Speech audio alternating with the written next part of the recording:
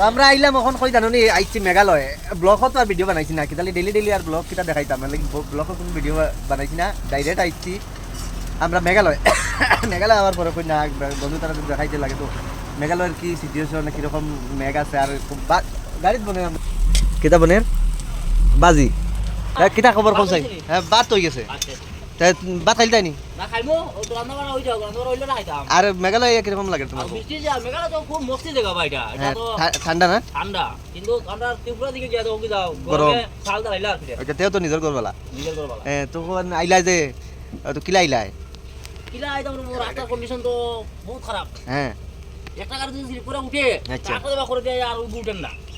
তোমরা কি আইছো তো ভালো ভালো নানি বালাও আইছি বুঝছো 3 দিনে আইলাম আর কি 3 দিন আইলাই তো তারা আমার বন্ধু তারা